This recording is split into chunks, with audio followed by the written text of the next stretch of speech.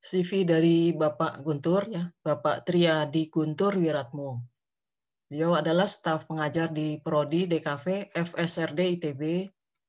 Selain itu juga seniman, ilustrator, graphic designer, researcher di bidang narasi visual dan budaya visual. Education background 2014 di Rijnworth Academy Amsterdam School of Arts, training on capacity building in visual communication design methodology based on traditional culture heritage in supporting and developing Indonesia's creative economy.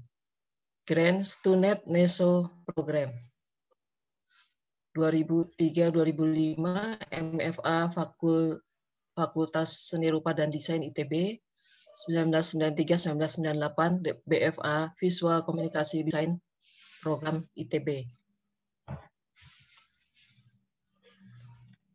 Pengalaman kerja sebagai ilustrator di majalah Tempo, Tempo Newspaper, Divisi Anak dan Remaja Misan Publishing, Bank Indonesia, PT Freeport Indonesia, PT Pos Indonesia, PT Industri Telekomunikasi Indonesia,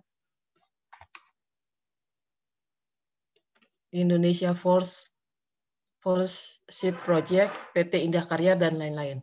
Sebagai art director dan graphic designer, Corporate Identity Politeknik Bandung, Perimeter, Forum Rektor Indonesia Magazine, dan lain-lain.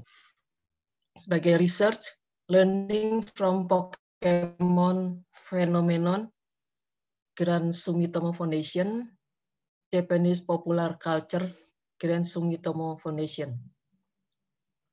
Exhibition, International Solo Exhibition, EMO Ergo Sum, Subin Gallery, Singapura. International Exhibition, Toyama Art Camp, Toyama, Japan.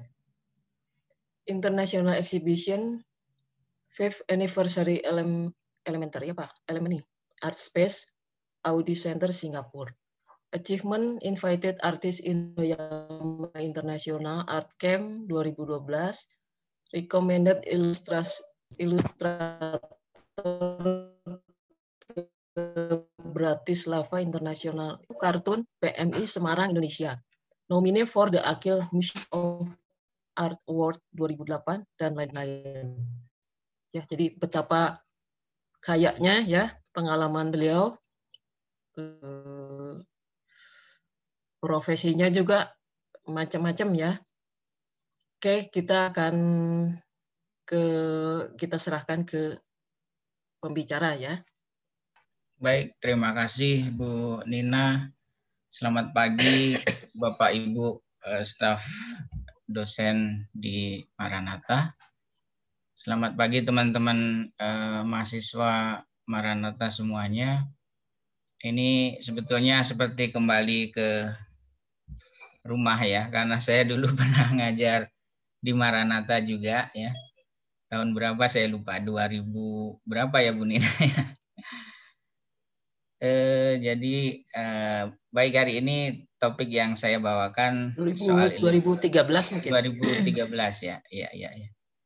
Baik, saya akan share screen ya. Topik yang saya bawakan soal ilustrasi karena salah satu kompetensi saya adalah di bidang ilustrasi ya. Baik, selamat pagi. Hari ini saya akan cerita sedikit soal ilustrasi ya, sejarah medium, fungsi dan aplikasinya ya.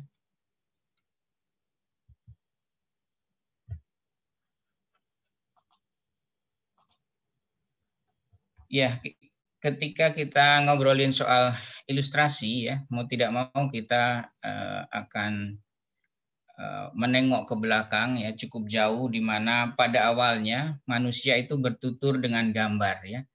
Saya masih ingat salah satu buku yang ditulis oleh profesor dari Amerika tentang Profesor Abdul Jalil Pirus ya, guru saya, itu menceritakan bahwa apa yang dilakukan oleh Pak Pirus itu juga menulis ya, dalam arti menggambar itu menulis begitu. Jadi orang zaman dulu ya itu kitabnya adalah atau karya tulisnya adalah gambar itu sendiri. Jadi menggambar itu menulis ya. Sudah kita temukan jejak-jejaknya di hampir seluruh pelosok dunia, di gua-gua di dunia ya. Dari Eropa ya, seperti Altamira ya, Lascaux, kemudian yang terakhir juga banyak ditemukan di Indonesia, bahkan teman saya Pak Pindi itu menemukan lukisan di Garca Gua di Sulawesi ya kalau nggak salah, atau di Borneo, itu yang tertua bahkan di Indonesia sekarang ya. Rekornya yang paling tua itu ada di Indonesia. Jadi bagaimana peradaban manusia itu dibangun dari catatan-catatan yang pertama kali disampaikan melalui gambar ya, karena belum muncul tulisan begitu ya. Jadi saat itu ya menggambar itu ya menulis itu sendiri. Mereka mencatat kehidupan saat itu ya dengan gambar ya. Apa yang mereka buru, kemudian perpindahan musim dan lain sebagainya itu dicatat melalui gambar-gambar yang ada di gua-gua. Dan alatnya pun masih sangat sederhana ya. Medium atau teknologinya masih cukup sederhana melalui bahan-bahan yang ada di alam yang mereka temukan ya. Nenek moyang kita itu mewarnai dengan warna-warna alam ya, mineral-mineral di alam, lumpur ya, kapur dan lain sebagainya, itu menjadi sarana untuk menggambar ya. Menggambar dalam arti menggambar saat itu juga menulis, mencatat segala sesuatu kehidupan mereka ya, keseharian mereka dalam gambar itu begitu. Jadi kalau bicara soal bahasa visual ya, itu cukup lama ya, sudah dibangun atau dikonstruksi cukup lama, karena kita tahu awalnya orang tidak menulis dengan alfabet yang seperti kita pakai saat ini, tapi zaman dulu ya itu menggambar itu ya menulis itu begitu. Kemudian terjadi evolusi ya, perkembangan peradaban ya, perkembangan komunikasi berlanjut, terjadi metamorfosa begitu ya, perkembangan komunikasi melalui tanda dan gambar terus berkembang, kemudian muncul yang namanya piktograf ya. Sebetulnya lebih panjang lagi kalau diceritakan di sini, tapi coba saya singkat bahwa di tahun 3100 sebelum Masehi itu kemudian muncul kodifikasi ya, dari gambar-gambar yang tadi secara bebas mereka membuat catatan-catatan di gua-gua itu, kemudian dimodifikasi sedemikian rupa menjadi kode-kode visual yang masih mendekati bentuk-bentuk aslinya ya, dalam arti meniru bentuk-bentuk yang ada di alam kode-kodenya. Jadi ada burung, ada tongkat ya, ada matahari ya, ada kaki dan lain sebagainya.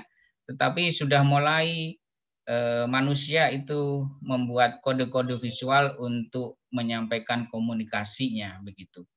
Selanjutnya setelah piktograf ya di 3100 sebelum Masehi muncul yang namanya ideograf ya, berupa simbol-simbol yang merepresentasikan gagasan yang kemudian mulai diabstraksi ya, dari kode-kode yang sifatnya mimetik ke alam ya, meniru alam, masih kelihatan burung, masih kelihatan kaki, masih kelihatan mata ya kalau di hieroglif ya.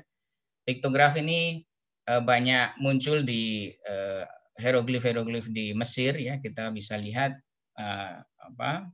jejak-jejaknya begitu.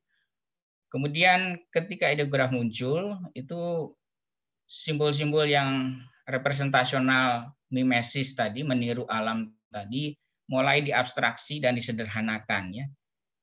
Simbol-simbol tersebut merepresentasikan gagasan yang lebih kompleks begitu ya. Dan kemudian muncul fonograf selanjutnya ya. Dan selanjutnya lagi menjadi alfabet yang kita kenal sekarang. Nah, kalau kita telah lebih lanjut ya, bahwa hari ini masih banyak negara-negara yang masih menggunakan jenis huruf ya, atau abstraksi dari piktograf tadi ya dalam bentuk ideograf ya, seperti Jepang ya, kemudian China, Korea dan lain sebagainya. Itu huruf-hurufnya atau teks yang dituliskannya itu masih ideograf. Kita juga punya sebetulnya ya huruf-huruf tradisional, itu huruf-huruf ideograf seperti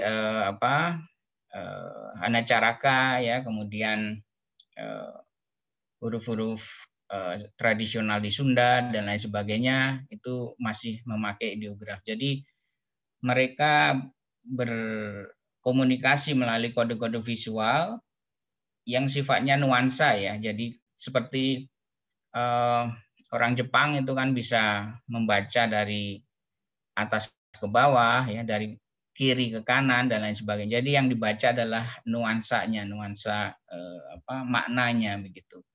Tidak literer ya, A, B, C, D dan lain sebagainya seperti itu. Jadi hari ini pun masih ada jejak-jejaknya bagaimana ideograf itu di sebagian negara masih digunakan ya. Dan akhirnya kita setelah melalui perjalanan panjang evolusi tadi ya, dari gambar kemudian mengerucut ya, di abstraksi, kemudian dikodifikasi, dan akhirnya kita mendapatkan apa yang kita sebut sebagai alfabet ya.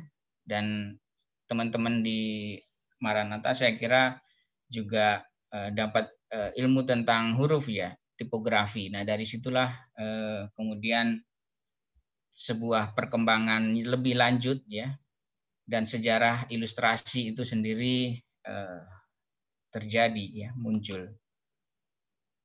Jadi bicara soal sejarah ilustrasi itu tidak lepas dari ketika berpisahnya antara kata dan gambar ya, teks dan visual begitu. Jadi terjadi perceraian ya, ada talak 3 ya dari terpisahnya antara kata dan gambar. Dan ini artefak-artefaknya bisa kita lihat dalam manuskrip-manuskrip yang ada ya, manuskrip terutama saat itu ya, zaman itu dimanifestasikan, dihadirkan dalam bentuk kitab-kitab suci ya, manuskrip baik kitab suci di dunia religi Kristiani maupun di Islam ya, di Muslim itu ada manuskrip-manuskrip ya. Nah, kemudian dengan terpisahnya antara kata dan gambar itu ada dua kompetensi yang muncul ya. Orang yang jago gambarnya ya, dan kemudian ada orang yang jago dalam menuliskannya gitu ya. Jadi dulunya ya, kalau kita merujuk ke awal tadi, keduanya adalah dikerjakan secara bersama-sama, bahwa dalam konteks ini adalah menggambar itu menulis ya. Tapi kemudian ketika terjadi perceraian antara kata dan gambar gitu, itu kata atau teks itu dikerjakan oleh seseorang begitu ya, dan menggambar itu dikerjakan oleh seseorang yang lain. Dengan begitu maka ada dua keahlian baru yang hadir di saat itu ya, ketika manuskrip-manuskrip itu muncul. Ada orang-orang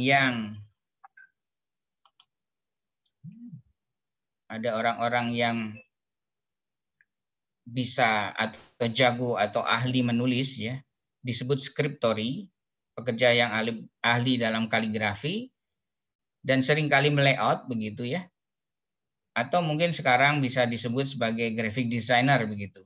Dan ada orang-orang yang tugasnya adalah menggambar ya, untuk iluminasi, bisa ornamen atau hiasan begitu, atau gambar yang sifatnya menjadi penjelas isi tulisan ya. Jadi seperti kitab-kitab suci itu kemudian ada gambar-gambar yang menceritakan ya, menarasikan teks itu secara visual begitu. Nah, dengan berpisahnya kata dan gambar tersebut, muncullah istilah ilustrasi itu yang terjadi akibat pembagian tugas kerja tadi dalam pembuatan manuskrip-manuskrip di zaman itu. Jadi ada illustrator kemudian dan ada yang disebut sebagai scriptory. Maaf itu kurang P ya, scriptory seperti scriptwriter ya kalau di film ya, scriptory. Nah, kata ilustrasi sendiri ya secara etimologi bisa kita jejak, kita telusuri bahwa ilustrasi atau illustre itu berasal dari bahasa Latin lustrate ya, yang artinya adalah menerangi, menjelaskan. Lustrate menjadi turunan lustrate sendiri itu turunan dari le ya bahasa Indo-Eropa lama yang berarti cahaya. Jadi sebutan tersebut itu sejalan dengan fungsi ilustrasi pada awalnya yaitu menjelaskan teks ya. Tadi cahaya menerangi, jadi gambar yang menerangi teks gitu ya, gambar yang menjelaskan teks gitu. Jadi maka muncullah kata ilustrasi itu sendiri yang menjelaskan teks dari sebuah manuskrip.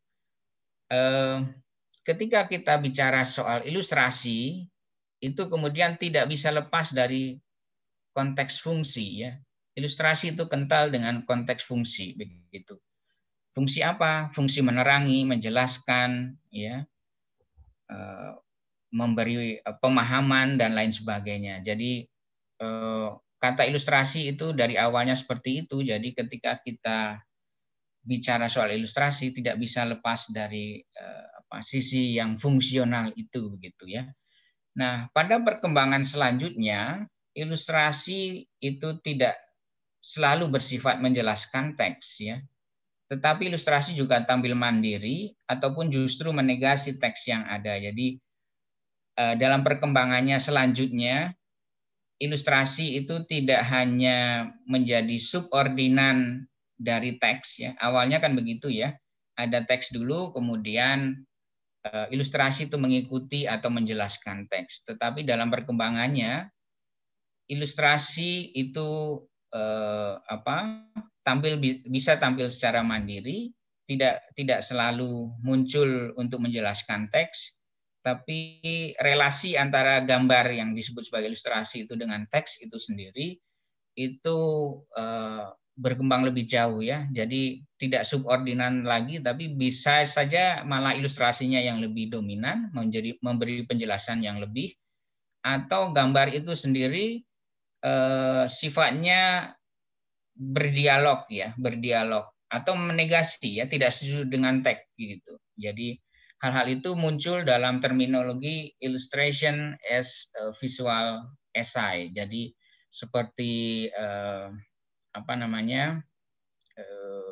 karya-karya ilustrasi dari almarhum Syahrinur Prinka ya di majalah Tempo ya, itu disebut sebagai esai visual. Jadi dia tidak mengamini teks gitu ya, tapi dia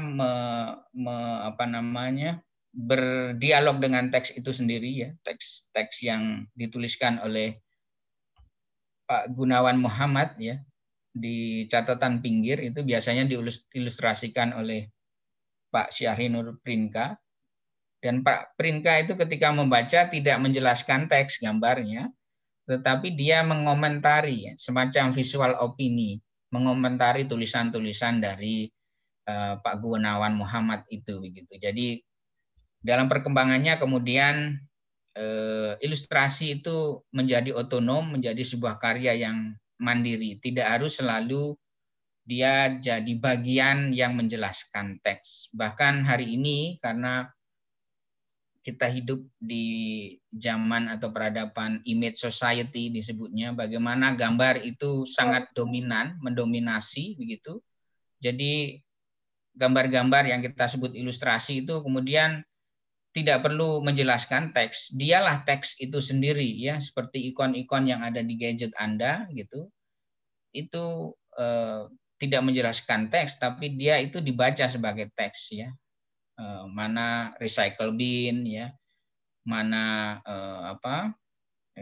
Facebook, mana tombol Twitter dan lain sebagainya dengan ikon-ikon yang ada. Jadi dia kemudian sangat otonom dan berdiri sendiri, tidak harus menjelaskan teks.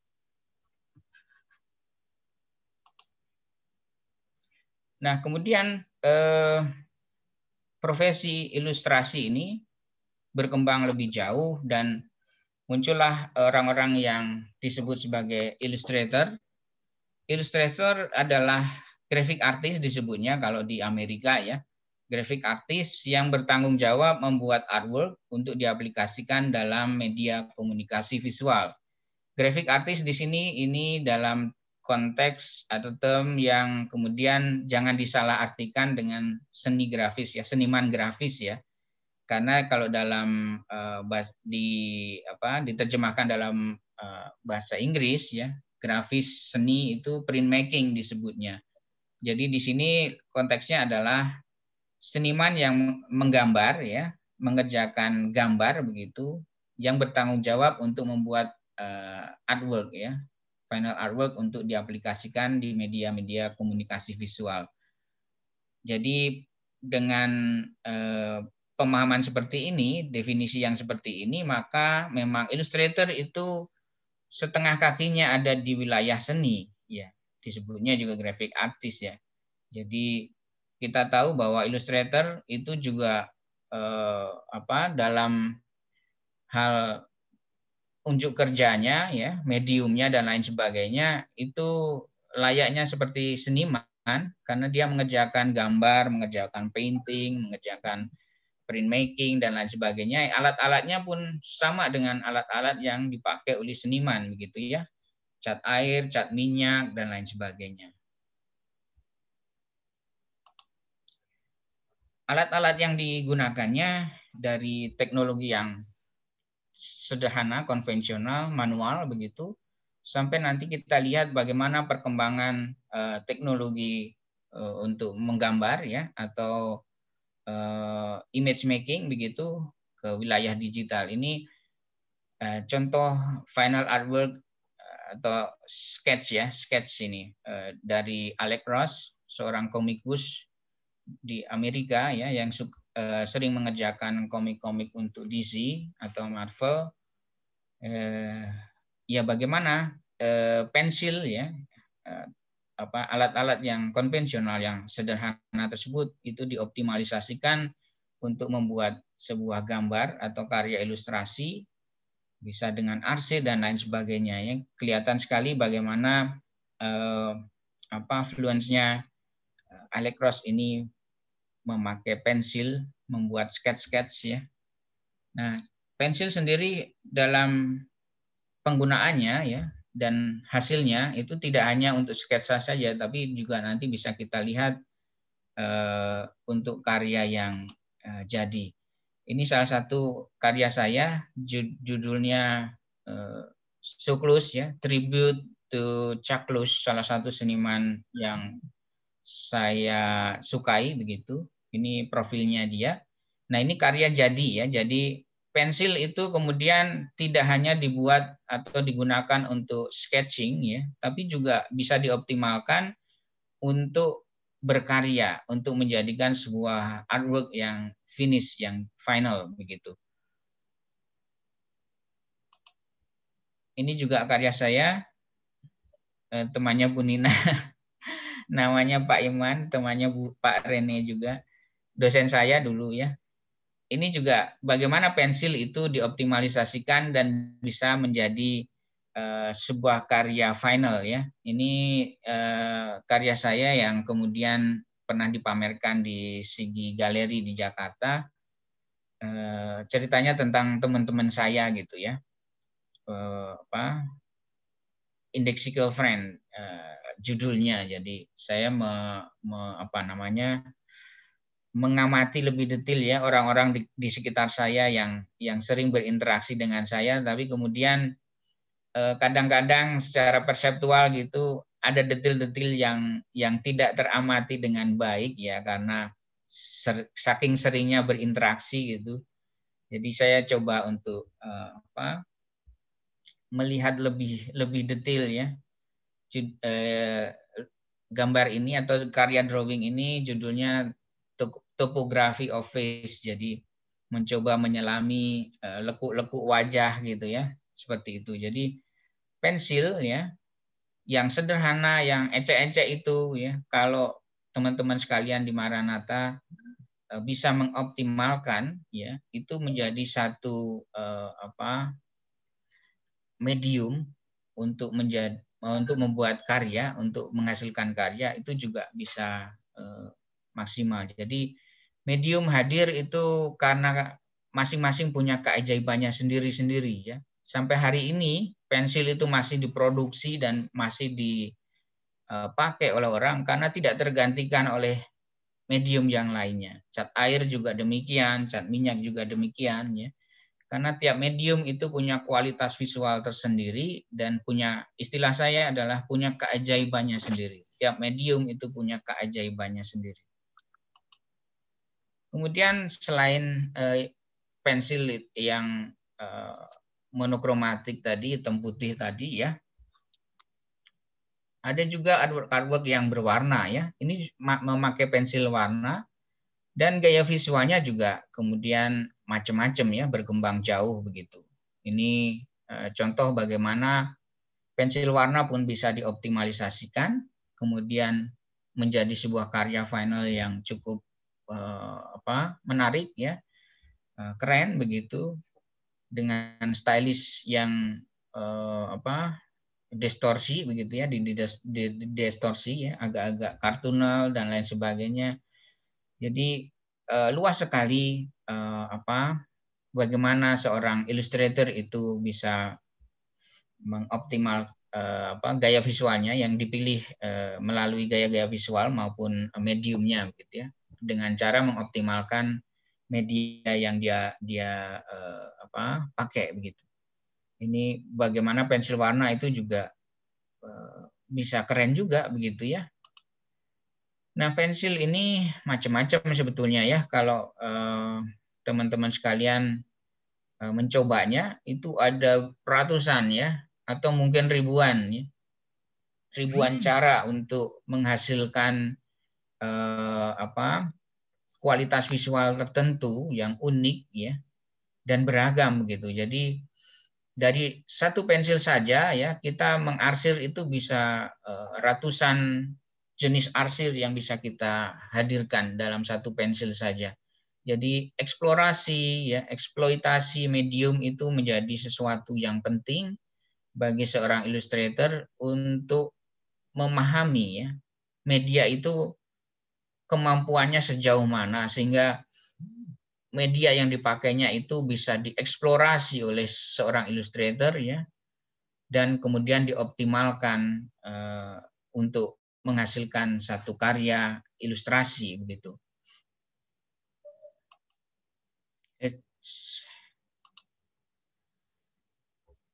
Ini medium yang lain ya. Yang satu tinta, yang sebelah kiri itu cukil kayu ya, cukil kayu. Jadi ini ada tinta yang seringkali dipakai juga, yang kita bisa dapatkan di toko-toko alat gambar itu, misalnya seperti technical pen ya, atau drawing pen. Orang menyebutnya mereknya ya, Rapido begitu ya, spidol dan lain sebagainya. Itu juga alat-alat yang bisa kita pakai ya. Dan alat-alat tersebut juga bisa menghasilkan satu karya yang optimal begitu ya. Bisa main block ya, main outline dan lain sebagainya. Ini masih artwork hitam putih. Ada banyak teknis ya, pendekatan, dan kemudian juga menghadirkan kualitas visual yang berbeda, yang unik begitu ya. Banyak gaya, banyak cara ya, dan sama kerennya begitu ya. Nah, tinta juga itu seperti juga pensil tadi, macam-macam ragamnya ya. Jadi kita harus mengeksplorasinya, kemungkinan-kemungkinan apa saja yang mungkin dari setiap medium itu ya. Kalau kita mengenali alat, mengenali potensinya, maka kita bisa mendikte alat itu. Saya menyebutnya sebagai tuan dari alat ya. Jadi ketika seseorang itu sangat ahli dalam mengenali alat dan mengeksplorasi alat yang dia gunakan ya, mau pensil, mau tinta, mau apapun itu, cat air ya, cat minyak dan lain sebagainya, dia bisa mendikte alat itu sesuai dengan keinginannya karena kepiawaian the man behind the tool tersebut begitu ya. Yang nantinya hasil karyanya itu beyond the tools ya, melampaui alat itu gitu. Yang kualitas visual yang dihadirkannya itu biasanya tidak terbayang oleh orang-orang yang baru awal-awal mencoba ya. Kok bisa begitu ya gitu.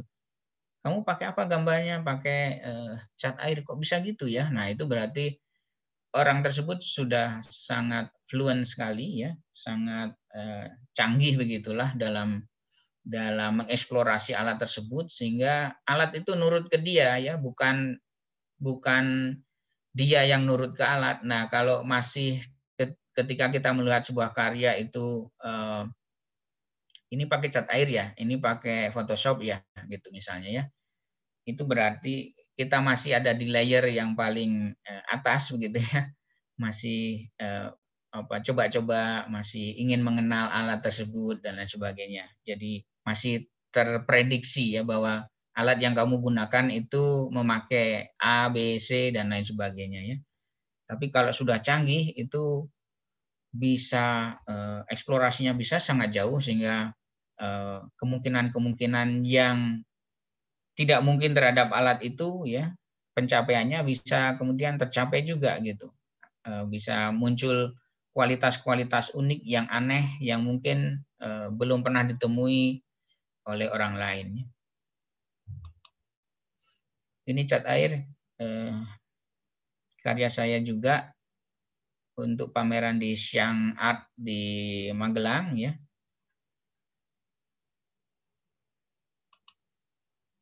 Ini karya ilustrator dari Amerika, saya lupa namanya ya. Bagaimana cat air itu bisa dioptimalisasikan sedemikian rupa dengan sangat efektif dan efisien. Bagaimana artwork ini menghadirkan suasana di Amerika Latin, ya, entah di Kuba atau di Meksiko, ya, dengan pencahayaan sedemikian rupa, warna-warna dan lain sebagainya. Kelihatan sekali bahwa dia atau ilustrator ini sangat piawai di cat air tersebut. Ini karya James McMullen memakai cat air. James McMullen ini ilustrator terkenal di Amerika dan mengajar di Pratt Institute kalau nggak salah ya. Nah, sebuah alat yang digunakan oleh seorang ilustrator yang terus-menerus digunakan oleh dirinya begitu, itu kemudian bisa menjadi semacam branding ya buat ilustrator tersebut karena seringnya menggunakan atau melekatnya alat tersebut terhadap dirinya ya, sehingga James McMullen ini ketika menggunakan cat air seperti ini dengan gaya seperti ini itu seolah-olah adalah signature dia ya. Jadi James McMullen ya cat air itu sendiri begitu. Jadi ketika kita melihat karya seperti ini itu langsung ini pasti James McMullen ya gitu, karya James McMullen ya gitu. Jadi bisa membranding juga ya sesuatu yang sifatnya ideologis ya. Jadi ketika seseorang itu menggunakan secara konsisten dan terus-menerus ya satu alat itu melekat pada dirinya dan kemudian membranding dirinya bahwa cat air dengan teknik yang seperti itu hanya milik dari seseorang itu. Dalam hal ini James McMullen ya. Ini masih sama karya James Macmillan, sebuah poster yang dikerjakan oleh dia ya untuk apa ya, Range atau apa ya, Hampton Classic ini. Bagaimana teknik wet on wet ya yang dikuasai oleh James Macmillan ini cukup efektif dan efisien ya. Kelihatan sekali dia sudah lama menggeluti cat air sehingga sangat fasih sekali menggunakan cat air. Nah, cat air sendiri ternyata juga sama dengan media-media yang lain. Kalau kita eksplorasi, kemungkinan-kemungkinannya itu banyak sekali. Bisa memakai fluid masking misalnya ya. Kalau kita menggambar ilustrasi memakai cat air ya. Kalau ingin gambar objeknya itu ketika menyapu kuas untuk backgroundnya gambarnya tidak terkena cat begitu, itu ada masking fluid namanya ya, semacam zat cair yang ketika kita kuaskan ke objek itu lama-lama kering dan menjadi semacam karet ya yang menutupi memasking dari objek itu begitu, objek gambar yang kita hadirkan di kertas itu begitu. Nah, ketika kita kasih background itu di belakangnya ya, itu gambar di depannya itu nggak akan kena cat ya. Jadi nanti kalau sudah kering, maskingnya tinggal dikletek ya, dicopot begitu karena karet yang tipis gitu ya. Jadi macam-macam tuh teknik ya, kemudian metodologi ya dalam membuat atau berkarya ya melalui media-media yang ada itu sangat banyak sekali kemungkinannya. Ini artwork yang dikerjakan oleh Brett Holland, artwork berwarna. Ini memakai cat minyak begitu. Jadi masing-masing medium memiliki kualitas yang berbeda-beda ya. Kemungkinan visualnya bisa macam-macam dan berbeda ya. Brett Holland ini ilustrator terkenal juga di Amerika. Ini Tim O'Brien, ilustrator seniman juga memakai cat minyak di atas kanvas ya, karya-karyanya, karya ilustrasinya cukup banyak dan sampai sekarang masih berkarya. Yang terakhir karya-karyanya tentang Trump ya, lucu-lucu ya kalau kalian lihat. Tim O'Brien namanya. Ini masih Tim O'Brien. Jadi ya itu dia. Jadi batas antara seniman dan ilustrator itu apa ya gitu ya. Karena apa yang dikerjakan oleh ilustrator itu juga membuat karya seni juga ya. Kalau dia tidak diimplementasikan di sebuah difungsikan begitu, dia itu jadi artwork yang sifatnya untuk karya seni ya. Ini oil painting ya, macam-macam juga kemungkinannya. Dia opak ya, ditimpa begitu, kental ya. Kemudian catnya itu bisa ditimpa begitu ya dengan mudah, tidak seperti pensil misalnya kalau yang gelap ditimpa yang terang warnanya itu agak susah. Tapi kalau cat minyak itu mudah sekali ya. Apalagi cat air ya itu paling sulit ya, paling sulit pengendaliannya karena kalau cat air salah ya udah mulai dari awal lagi ya. Kalau cat minyak kalau salah bisa di blocking lagi, kemudian ditimpa dan digambar ulang gitu ya, dilukis ulang. Kemudian ini ada berwarna yang lainnya. Ini kebetulan memakai Photoshop ya, tapi zaman dulu, zaman Bu Nina ya, Pak Rene itu masih sering mengerjakan hal seperti ini dengan menggunakan cat semprot ya, apa itu saya lupa namanya.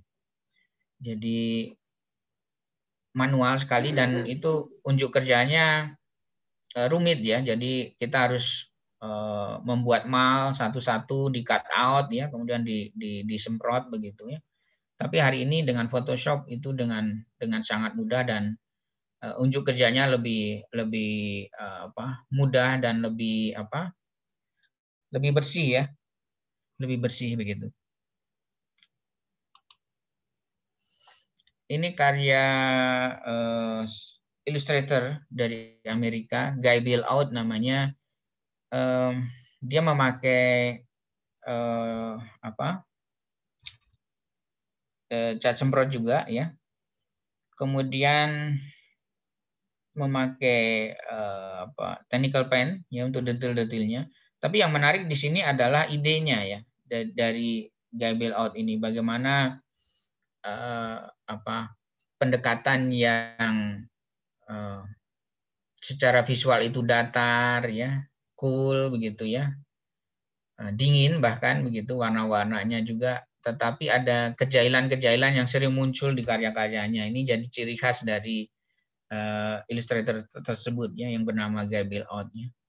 Bagaimana limusin ini kemudian sangat panjang dan ujungnya ada di situ begitu ya. Ini ide-ide gila yang sering dihadirkan di karya-karya dia. Airbrush ya maksud saya ya, airbrush untuk mengerjakannya tadi itu juga macam-macam ya. Tapi hari ini kita dimudahkan juga oleh Photoshop dan lain sebagainya ya. Kemudian artwork ini dicapai kualitas visualnya melalui printmaking tadi yang saya cerita ya, seni grafis, mengenal banyak teknik ya, ada dry point, ada kuatin ya, ada kemudian cukil kayu ya, dan cukil lino ya. Yang cukil kayu itu base-nya adalah kayu ya, kemudian dicukil, kemudian ditutup dengan kertas ya, diwarna dulu, ditempel warna, kemudian ditutup kertas dan seterusnya ya. Seperti kita mencetak sebetulnya layer demi layer, cukup rumit unjuk kerjanya ya, tapi hasilnya juga indah sekali ya, sangat bagus. Ini dari cukil kayu dan lino ya, cukil lino. Nah, ini seperti ini detailnya. Kalian bisa bayangkan bagaimana unjuk kerjanya secara teknisnya, tahapan-tahapannya ya. Dicukil dulu ya, bagian yang muncul itu kemudian disapu dengan tinta ya, dengan warna, dan kemudian ditempel ke kertas, dan jejaknya itulah yang kemudian muncul karya kita begitu ya. Dan berpikirnya kebalik ya, seperti menggambar di kaca. Jadi flip ya, logikanya menggambar kalau pengen arahnya gambarnya nanti hasilnya ke kanan, berarti menggambarnya kebalikannya ya, menghadapnya ke kiri begitu. Kemudian juga ada yang disebut sculpture paper. Jadi teknik memvisualisasikan sesuatu itu tidak harus dengan cara menggambar, melukis ya, dengan cat minyak, cat air, pensil, krayon dan lain sebagainya, tapi juga bisa membuat image ya dalam bentuk membuat sesuatu dari kertas ya, kemudian disusun demikian rupa, dikonstruksi demikian rupa, yang disebut sebagai sculpture paper ya, membuat semacam patung begitu ya, bukan patung sih sebetulnya, efek 3 dimensinya ya, agak 3 dimensi seperti relief gitu ya, relief melalui kertas ya. Ini disebut sebagai sculpture paper. Ini contoh-contohnya bagaimana sculpture paper itu bisa dioptimalisasikan juga ya. Contoh-contoh dari sculpture paper. Nah, kertas juga bisa kita potong, kita cut out ya. Jadi eksperimentasi dalam media itu juga menarik ya untuk kita geluti, untuk kita lakukan. Ini karya Sandi Karman namanya. Dia jago di desain poster ya. Poster-posternya banyak dipajang di Biennale Poster Dunia. Ini salah satu karyanya, satu seri tentang tokoh-tokoh dunia yang dia gambar ya melalui cut out ya dan efek-efek dari kertas coklat itu ya, kertas sampul yang kita sering dulu menyampul buku tulis ya dengan kertas sampul coklat yang ya begitu ya, murah meriah begitu. Tapi ketika kita bisa memahami potensi dari kertas tersebut ya, bisa diapakan saja ya, kemungkinannya seperti apa, bisa dioptimalisasikan dan bisa menjadi sebuah karya yang cukup menarik ya dan unik begitu. Ini salah satu bentuk bagaimana eksplorasi media ya, dalam hal ini kertas untuk dipakai untuk pembuatan image dalam ilustrasi itu sendiri ya. Jadi kertasnya di cross di cut out gitu ya, dengan cutter bagian-bagiannya di cut out, dikeluarin begitu dan lain sebagainya. Tekniknya cukup sederhana ya, tapi efek visual yang dihadirkannya yang luar biasa itu begitu. Nah, kalau ini mungkin memang masanya kalian ya. Kemudian yang konvensional, yang manual tadi bergeser ke wilayah digital ya. Hari ini yang digital juga sangat menarik untuk dieksplorasi karena teknologinya sangat mumpuni dan mencoba mendekati yang manual ya. Zaman saya dulu untuk yang digital kalau mewarna itu masih tidak bisa mencampur warna dan lain sebagainya. Hari ini sudah bisa ya, sudah bisa dan cukup kemajuannya sangat pesat ya. Ini beberapa final artwork yang dikerjakan oleh ilustrator di Marvel Comics ya, memakai teknologi yang terkini dengan teknologi digital. Ini juga sama memakai Photoshop ya dengan digital media ya.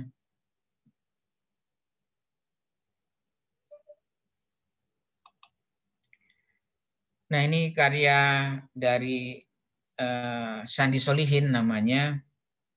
Ini yang menarik bahwa bagaimana yang saya sampaikan tadi ya, beyond the tools ya, itu muncul di sini ya. Ini memakai digital media ya, tetapi efek-efek yang dihadirkannya itu seolah-olah ini manual ya, mirip-mirip dengan cat air begitu. Nah, hal seperti ini itu bisa terjadi karena intensi kita terhadap media itu ya, itu cukup tinggi. Jadi kita mencoba mengeksplorasi demikian rupa dia untuk mendapatkan tone dan efek-efek yang ada di software-software tertentu itu ya, itu cukup lama nguliknya ya. Jadi memang perlu kesabaran dan kedekatan yang intens ya, terus-menerus terhadap alat itu gitu. Jadi kalau kalian menggelutinya dengan sungguh-sungguh ya dan mendalami dengan sungguh-sungguh setiap alat baik manual maupun digital, kalian bisa menemukan ya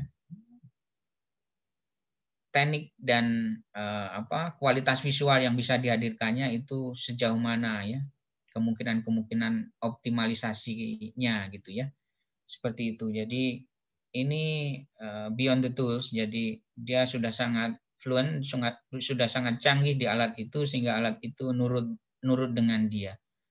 Dia mau seperti cat air, jadilah seperti cat air ya, walaupun digital ya. Seperti cat minyak, jadilah dia seperti cat minyak dan lain sebagainya. Jadi nurut ke dia karena dia sudah sangat memahami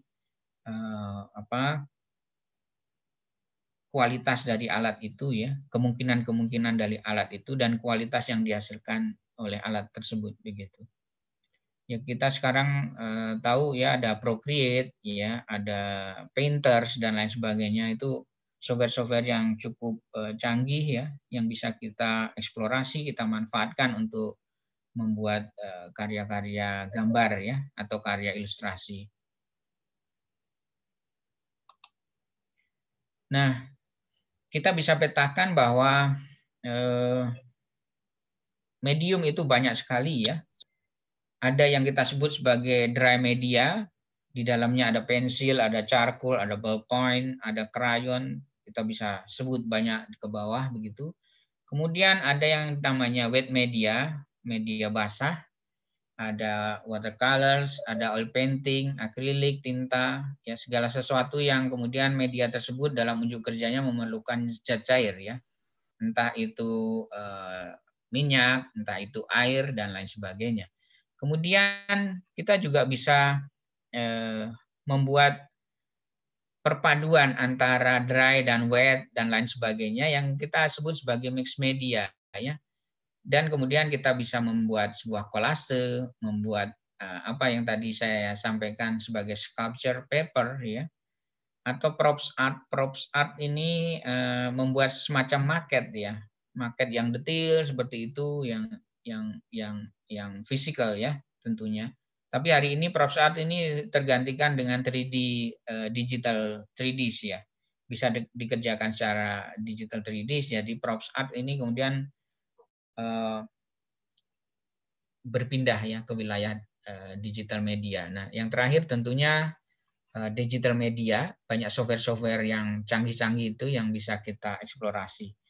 Artinya apa? Artinya pilihan banyak ya media yang bisa kita pakai untuk membuat karya visual ya.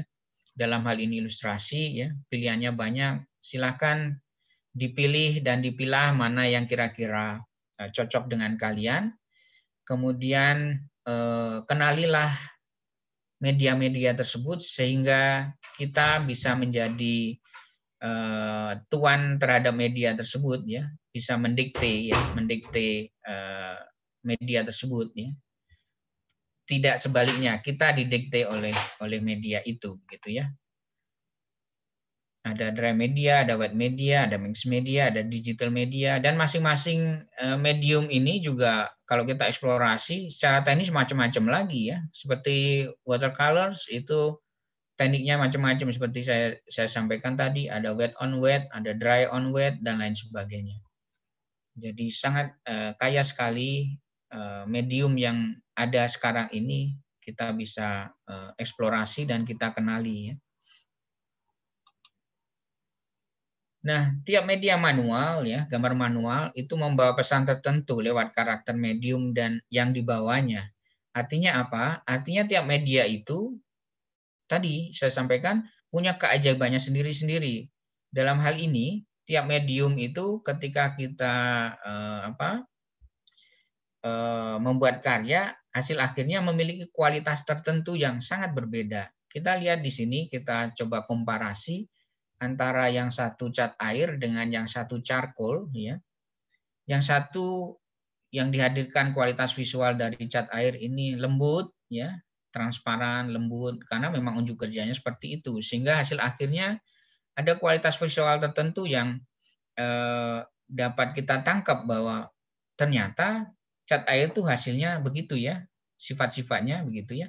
Nah, sifat-sifat itu tuh membawa karakter tertentu yang membawa pesan tertentu juga begitu. Jadi cat air ini seolah-olah sesuatu yang sifatnya feminin ya, lebih lembut, lebih halus begitu. Berbeda dengan charcoal yang sebelah kanan, kita lihat ini lebih rough ya. Kalau detailnya kita zoom gitu lebih rough, lebih kasar, kemudian lebih belepotan ya gitu. Jadi memang berbeda, karakternya lebih maskulin ya. Jadi tiap media itu kemudian punya kualitasnya sendiri-sendiri, punya karakternya sendiri-sendiri, dan dengan demikian itu membawa pesannya sendiri-sendiri. Nah, kalau seorang ilustrator itu mengenali kualitas dan karakter yang dihasilkan dari setiap media tersebut, itu bisa dioptimalisasikan untuk menyampaikan pesan-pesan tertentu ya, dalam hal ini ke komunikasi visual misalnya ya. Yang maskulin itu lebih cocok misalnya kalau kita bikin poster buruh gitu ya. Cocoknya charcoal begitu ya. Cocoknya charcoal karena karakternya cocok dengan semangat buruh gitu ya misalnya.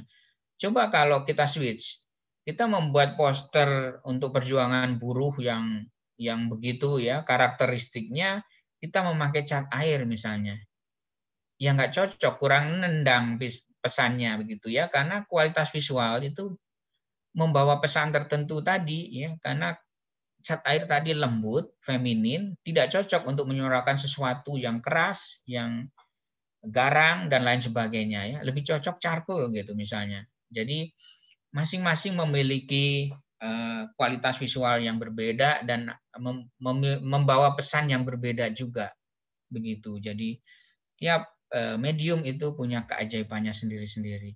Nah, yang menarik yang digital sekarang ini itu dalam satu perangkat ya, itu bisa diimplementasikan ke banyak media ya, itu yang menariknya. Jadi sudah unjuk kerjanya lebih tidak ribet ya, lebih bersih ya. Dapurnya itu kalau kita masak, kalau yang manual tuh dapur kotor gitu ya.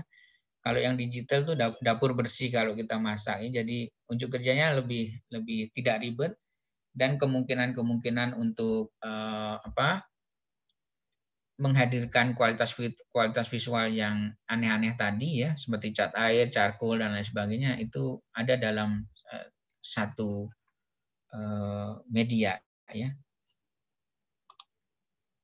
Nah, kualitas visual yang lain muncul dari cara atau teknik kita dalam memperlakukan media tersebut ya. Ini misalnya wet on wet ya, seperti ini dihasilkannya. Jadi kertasnya diairin dulu ya.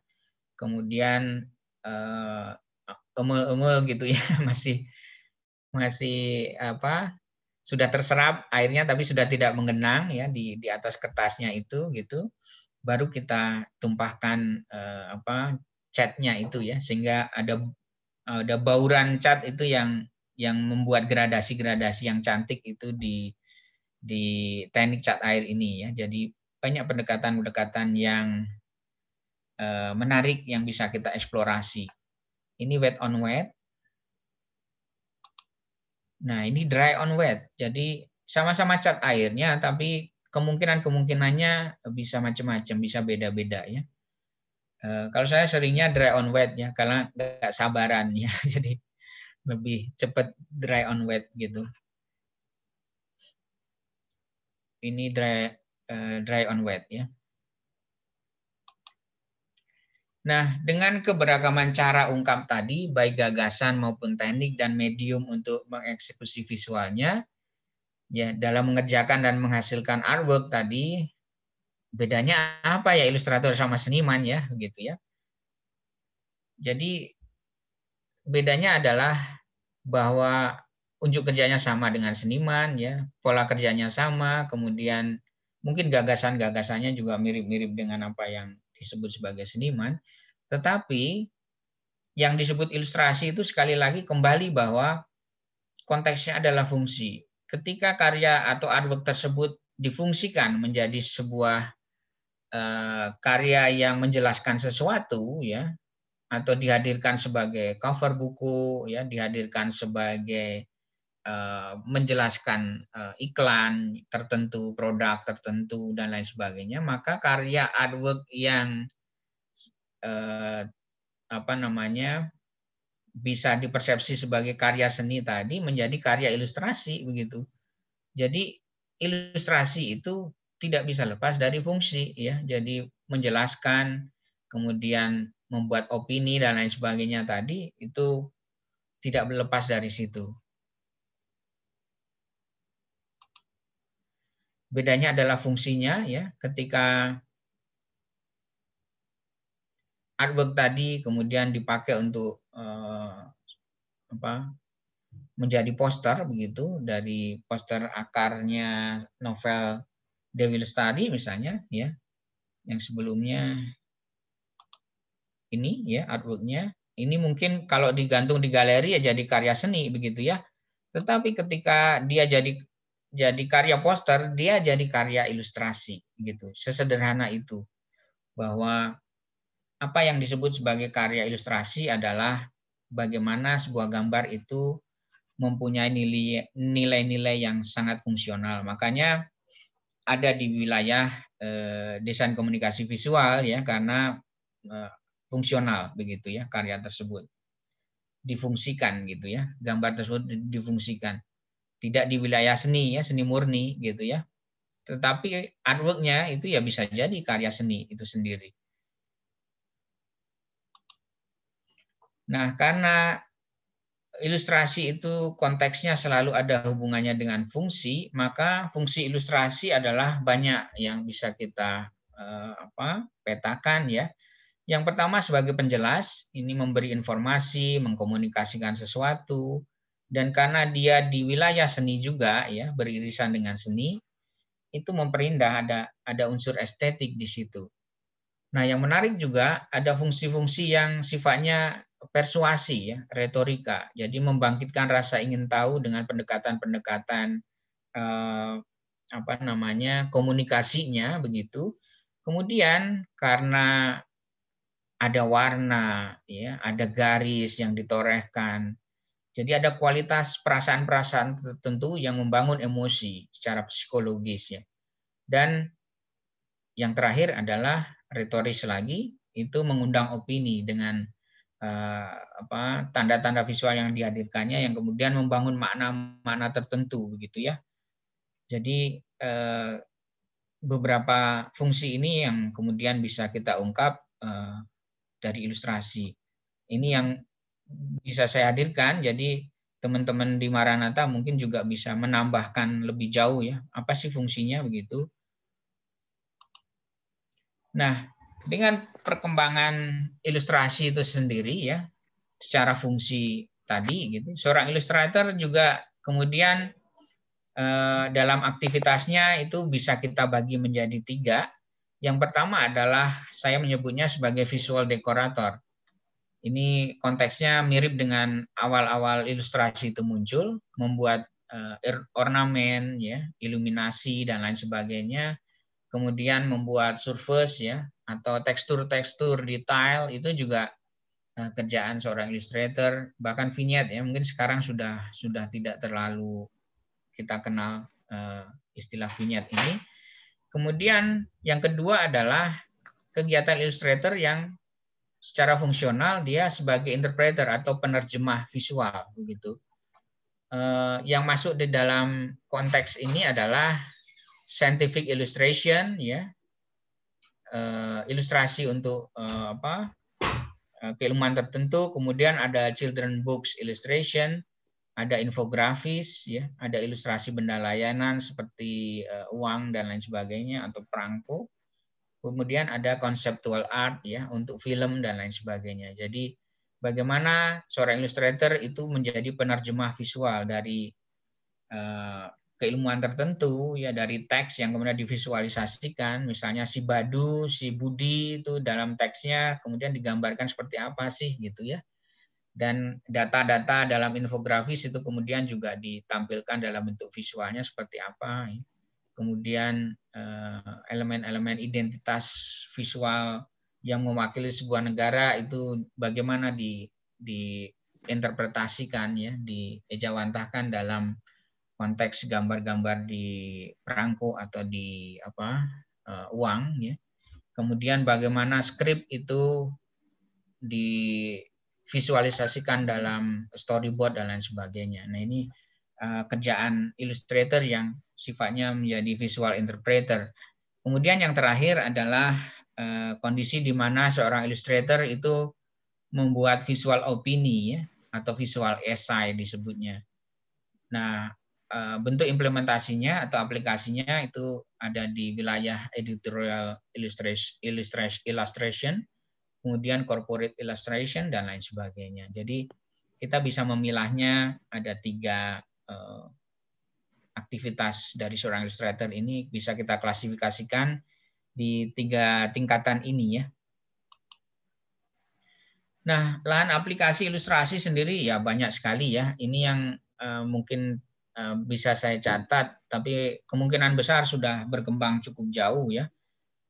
Nah, seiring perkembangan dunia industri, berkembang pula jenis kebutuhan akan ilustrasi, yang berarti beragam pula berbagai gaya dan teknik ilustrasi yang diperlukan.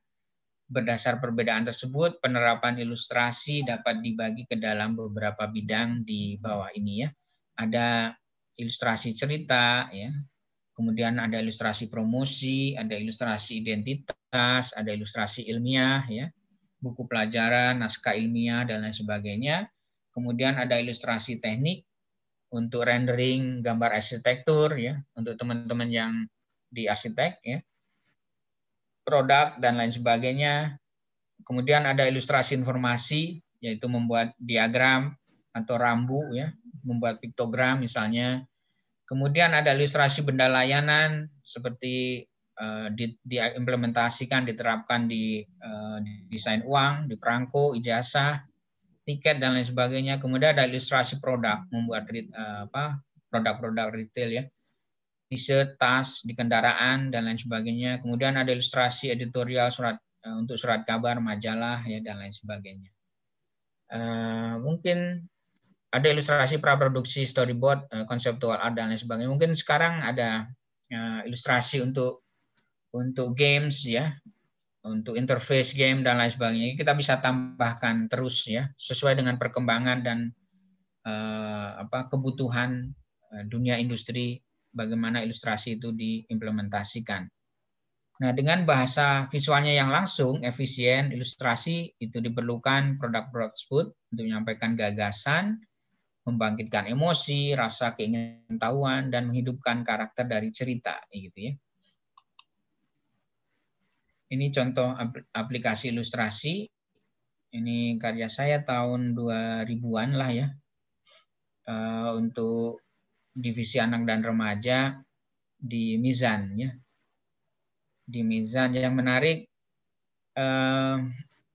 ini soalnya cerita soal nabi-nabi, begitu, ya. Saya waktu itu ditelepon oleh Mas Andi Yuda, direkturnya DAR. Guntur, bisa ke Mizan, gitu. Saya datang ke sana. Ada apa, Mas? Ini saya mau bikin satu seri nabi-nabi, tapi ada satu nabi yang nggak mau ini ilustrator pada ngambil, gitu. Siapa, Mas, nabinya? Nabi Muhammad, katanya. Karena Nabi Muhammad tidak boleh digambar. Jadi ilustrator itu tidak mau ambil kisah Nabi Muhammad itu, begitu. Jadi akhirnya saya ketempuhannya, kamu deh, gitu. Nah, dengan syarat saya bilang, saya nggak mau terjebak pada bagaimana memvisualisasikan Nabi Muhammad itu seperti bentuk-bentuk visual yang sudah ada sebelumnya, begitu, ya. Biasanya kan ada buletan cahaya, begitu, ada tulisan lafaz bahasa Arab, gitu, ya, Muhammad, gitu, ya. Nah, nggak mau kalau gitu lagi, ya terserah kamu deh, gitu. Akhirnya saya bernegosiasi dan saya mencoba menghadirkannya dalam bentuk glowing, gitu, ya. Masih kelihatan samar, ada tangan, ada kaki, tapi saya juga tidak berani untuk menghadirkan wajahnya seperti itu, ya. Ini ceritanya night and day, ya. Jadi ketika malam dia berjalan menuju Madinah, begitu, karena ini ceritanya soal hijrah. Kemudian kalau siang dia masuk ke gua untuk menghindari kejaran dari musuh-musuhnya, begitu, ya. Nah, ini contoh yang lain dari ilustrasi untuk buku cerita anak-anak, begitu. Ini Mr. Peabody, ini ceritanya ditulis oleh Madonna, ya, oleh penyanyi yang terkenal itu, popstar. Nah, ini untuk cover buku anak-anak. Kemudian ini contoh bagaimana ilustrasi itu juga diaplikasikan dalam bentuk komik, ya. Dalam hal ini graphic novel, ini pakai cat air manual. Kemudian ada aplikasi ilustrasi yang sifatnya untuk promosi, ya, untuk produk atau corporate, begitu. Ini karya dari Tim O'Brien yang tadi saya tampilkan di awal. Kemudian untuk kemasan, ya, ilustrasi yang diimplementasikan untuk kemasan. Nah, aplikasi ilustrasi yang lain untuk identitas ya di kemasan yang tadi saya sampaikan juga untuk labeling dan lain sebagainya. Kemudian aplikasi ilustrasi yang ada di wilayah scientific illustration ya, untuk naskah ilmiah bisa medical illustration, botanical illustration, bahkan ke kartografi ya. Nah, salah satu teman saya itu kerja di National Geographic itu jadi kartografer ya, untuk apa, peta ya, menggambar peta. Itu juga satu apa, keilmuan yang menarik ya di ilustrasi. Ketika kita masuk ke wilayah-wilayah yang lebih spesifik seperti ini, kita juga harus mendalami ilmu-ilmu yang coba kita interpretasikan dalam bentuk visual ya. Misalnya di medical seperti apa, di botanical seperti apa. Nah, di Belanda itu ada sekolah khusus ya untuk scientific illustration ini, untuk botani dan untuk hewan-hewan ya, menggambar spesimen.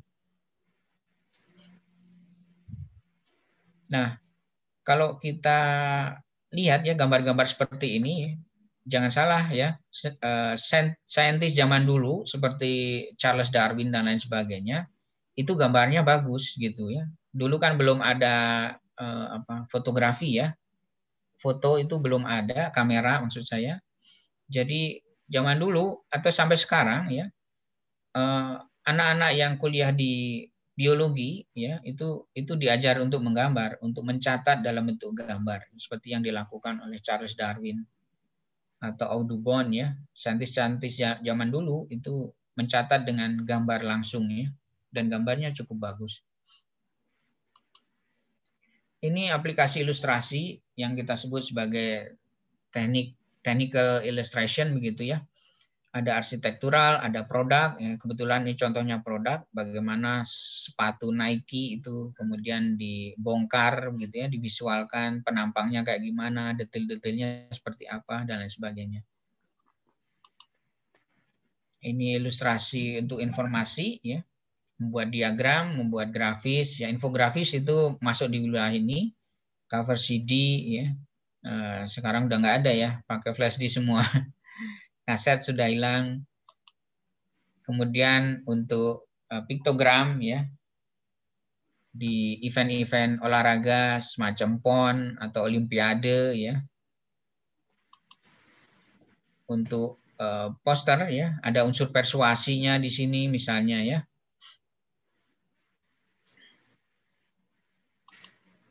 Untuk poster juga.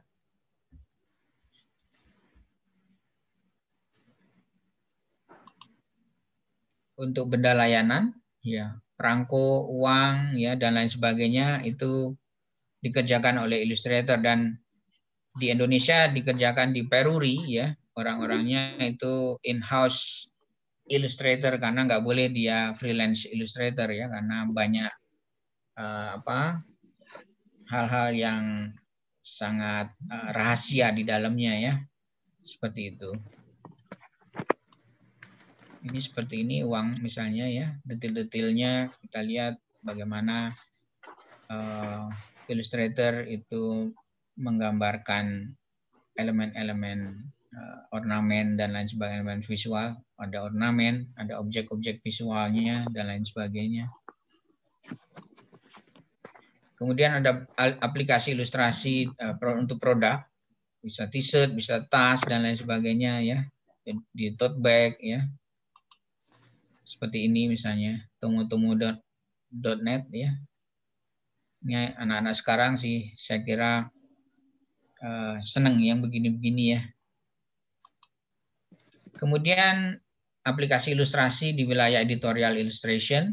Nah, inilah kemudian kita sebut sebagai visual essay.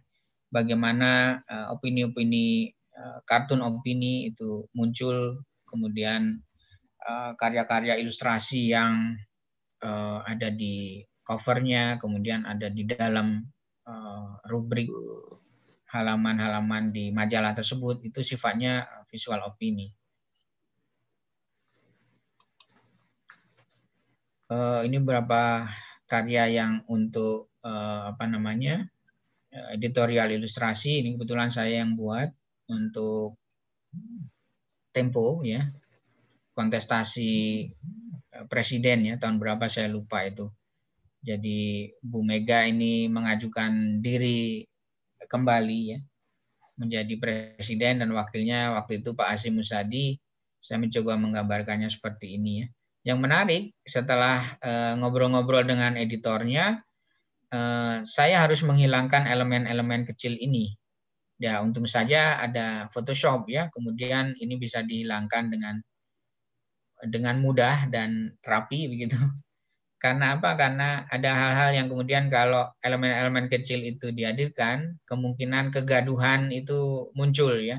Banyak orang yang protes dan lain sebagainya. Jadi, nah ini penting buat teman-teman sekalian ya, bahwa sebuah karya ketika sudah di launching itu memberi impact tertentu dan feedbacknya dari masyarakat itu bisa macam-macam ya. Harus kita antisipasi dari awal bahwa kita harus punya tanggung jawab ya, bahwa karya yang kita hadirkan itu tidak membuat kegaduhan dan lain sebagainya. Jadi harus kita pikirkan betul-betul ya. Ketika sudah launching itu wah udah terjun bebas ya, artinya komentar itu bisa kemana saja, yang makna yang kemudian diinterpretasi oleh orang yang melihat gambar kita itu bisa macam-macam begitu. Jadi kita perlu memikirkan dari awal kalau saya membuat gambar seperti ini kira-kira begitu ya, responnya seperti apa ya gitu. Nanti membuat gaduh atau tidak misalnya seperti itu ya. Nah, ini visual essay dari Barbara Nezim ya di majalah Rolling Stone. Bagaimana Nezim ini itu menggambar John Lennon dengan outline yang sangat sederhana, tapi yang ditangkap adalah bentuk-bentuk yang esensi dari John Lennon.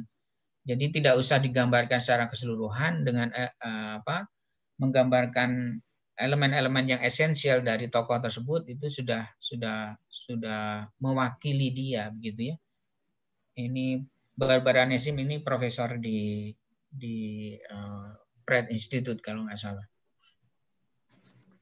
Illustrator. Ya, Bu. Pak Guntur. Yes. Maaf ya. Ini saya mau mengingatkan Pak Guntur juga harus ngajar jam 9 ya, Pak. Masih banyak nggak? Masih, ya. Masih banyak nggak apa-apa sih, Bu.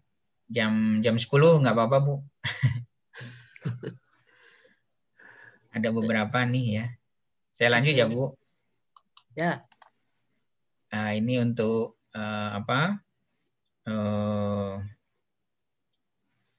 inti ya, PT Inti. Nah, selanjutnya ada ilustrasi praproduksi. Ini biasanya dalam bentuk konseptual artbook ya, storyboard dan lain sebagainya. Kebetulan yang saya tampilkan ini konseptual artbook dari Star Wars ya, Attack of the Clones. Seperti ini ya, ilustratornya banyak ya yang terlibat dalam film tersebut. Ada Dark Chang, ada Ian McCage ya, banyak sekali ilustrator yang terlibat di situ ya. Ini untuk games ya. Ini kebetulan bareng dengan Mas Tony ya, Mas Tony, Mas Diono. Dulu juga sempat ngajar di Maranatha kalau nggak salah. Untuk games Avatar tapi Avatar versi Indonesia ya ini, yang dikembangkan oleh orang Kanada kalau nggak salah untuk games. Ini ceritanya Krishna ya, dan itu Cakil ya, yang kemudian diinterpretasi ulang. Nah, ini karakter yang ada di Disney, bagaimana dikembangkan sebuah karakter sebagai blueprint-nya untuk dikembangkan, dianimasikan selanjutnya begitu. Studi gestural expression-nya, satu tokoh bergerak itu berekspresi dalam gestur dan mimiknya itu seperti apa misalnya, contoh di Disney ya. Nah, ini storyboard di Ghibli untuk Princess Mononoke atau Mononoke Hime ya, dari filmnya Hayao Miyazaki ya, yang terkenal itu. ini setting ya, ilustrasi setting yang ada di Mononoke Hime, di Princess Mononoke. Ini pakai gouache ya. Gouache itu seperti cat poster ya, mirip-mirip cat poster. Nah, kemudian juga praproduksi ilustrasi itu hari ini tidak hanya manual, tapi juga digital. Ini dikerjakan oleh Weta ya, untuk film ya, untuk film macam-macam ya, seperti Lord of the Ring itu sebagian besar praproduksinya itu dikerjakan melalui digital media gitu ya. Nah, ini apa sekilas bentuk apa karya-karya ilustrasi ya. Oke, kompetensi di ilustrasi itu kita harus punya knowledge dan wawasan ya, mengetahui karakter tadi yang saya sampaikan, mengetahui berbagai macam gaya visual, memiliki pengetahuan tentang ilustrasi, memiliki pengetahuan dalam memecahkan masalah melalui ilustrasi dan lain sebagainya. Kemudian ya tentunya kita harus mengasah skill ya, penguasaan alat atau tool tadi, kemampuan menggambar ya, penguasaan olah rupa ya, harmonisasi warna, komposisi, focal point, balance dan lain sebagainya. Kemudian yang paling penting menurut saya adalah attitude ya, pembawaan diri. Kita harus profesional dalam bekerja, memahami etika, memahami pola kerja ya, memahami ketentuan pekerjaan yang telah disepakati dan lain sebagainya. Jadi oke, ini yang terakhir Bu Nina yang bisa saya sampaikan. Terima kasih. Mungkin ada sesuatu yang ingin ditanyakan, silahkan.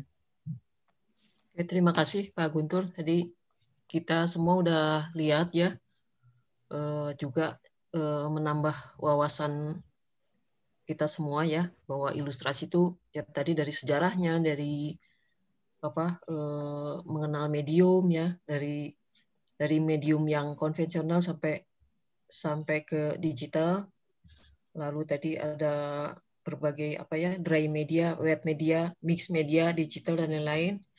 Lalu juga buku itu juga akan membawa, ini yang saya tertarik ya, buku akan membawa kita ke suatu fantasi ya, ke negeri dongeng. Jadi waktu kecil kalau lihat buku apa buku cerita ya, kalau lihat ilustrasinya tuh seperti membawa kita ke negeri dongeng gitu ya. Jadi apa tadi ya, kita juga jadi menikmati tadi ya berbagai macam ilustrasi. Terus juga apa tadi apa ini standar kompetensi untuk ilustrator di bidang ilustrasi ya. Barangkali ada yang mau bertanya, atau kalau misalnya biasanya sulit ya kalau untuk disuruh bertanya itu, barangkali mahasiswa ada yang berkomentar lah ya. Saya suka yang ini, saya teringat yang ini, saya suka yang mana gitu. Mangga, silakan.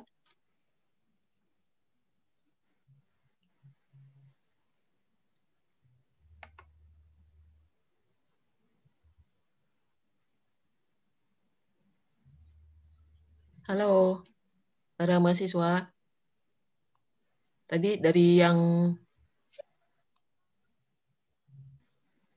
Selamat pagi, langsung aja. Pak. Oh ya. Saya tadi tertarik dengan yang paper sculpture. Oh ya, paper sculpture ya.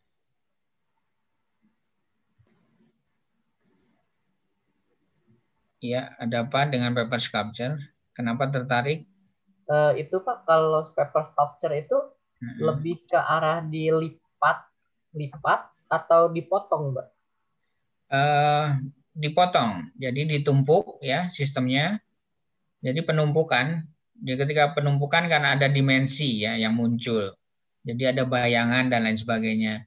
Jadi dipotong dan kemudian bukan dilipat sih, cuman di apa namanya, di ujung-ujungnya itu dikembungkan gitu ya, dicembungkan gitu, sehingga ada kesan dimensi yang dihadirkan di situ gitu.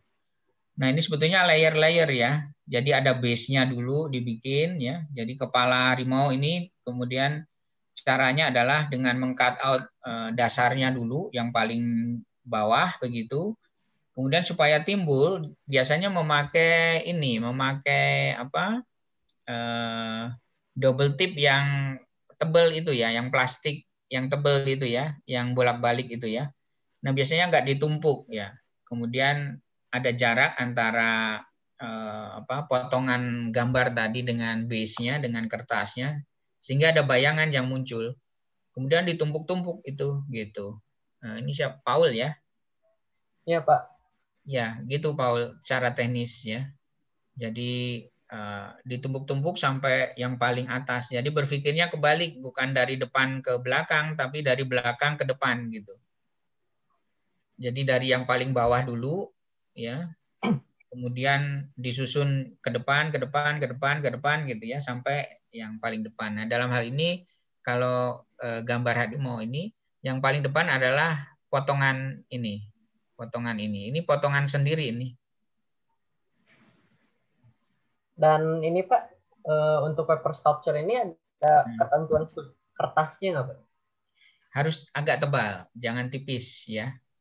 Harus agak tebal, paling tidak kertas apa ya, Manila itu ya, pada larang itu ya, kertas gambar itu udah cukup. Oh ya, baik Ya, Pak, terima kasih. Intinya kalau tipis kan dia tidak kuat ya strukturnya, ketika ditempel dengan double tip tadi itu dia kendor gitu. Dia harus set ya, ketika ditempel dia harus set gitu. Harus kokoh ya, kertas yang kokoh. Tapi sebaiknya jangan terlalu tebal karena kita juga bermain di ini, bagaimana mengembungkan kertasnya itu. Kalau terlalu tebal patah biasanya. Gitu. Terima Gitu kasih, Paul. Pak. Ya, oke, terima kasih. Oke, satu lagi barangkali.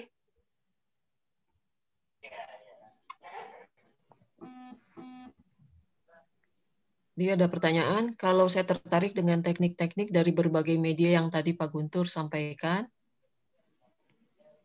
terus? Oh, ini pernyataannya, tertarik dengan teknik-teknik dari berbagai media yang tadi Pak Guntur sampaikan. Oh iya, jadi memang sangat beragam dan banyak sekali saya kira ya untuk teman-teman nanti jangan hanya mengenal satu medium dan tekniknya yang terbatas begitu. Artinya apa? Artinya semakin banyak kita kenal, semakin tahu sebetulnya kita lebih dekat ke medium yang mana begitu. Jadi seorang ilustrator juga kan tidak harus jago di kesemuanya, tapi kita harus coba semuanya untuk mengenali medium apa yang kira-kira paling cocok dan kita senangi, yang kemudian disitulah kita eksplorasi lebih dalam gitu ya. Jadi misalnya ada yang jago saja di bidang, atau bukan di bidang, di medium cat air ya silakan saja ya ditekuni cat air itu kemungkinannya seperti apa. Dengan begitu kita akan sangat jago di cat air dan kita akan dibutuhkan orang pasti ya, karena kita jago di bidang itu gitu. Seperti itu. Oke, ada lagi? Pak Rene barangkali? Sudah cukup jelas, inspiratif, dan sudah menyeluruh. Bagus. Terima kasih Pak Guntur. Terima kasih Pak Rene. Oke, kita sudahi dulu presentasi pada hari ini. Untuk kelas saya, seperti biasa, absennya ada di Google Classroom ya. Nanti saya buka dulu. Kemudian para dosen yang lain mungkin sudah langsung ke grup masing-masing. Oke, terima kasih kepada Pak Guntur atas terima kasih Bu Nina. Terima kasih Pak Guntur. Terima kasih Pak Rene. Terima kasih teman-teman Maranatha ya. Tetap sehat, tetap semangat, tetap berkarya ya. Nah, kita lalui pandemi ini dengan cantik. Terima kasih Pak Guntur. Sama-sama Bu Wina. Ya, semoga bermanfaat ya buat teman-teman di Maranatha. Ya pasti. Iya pasti Pak.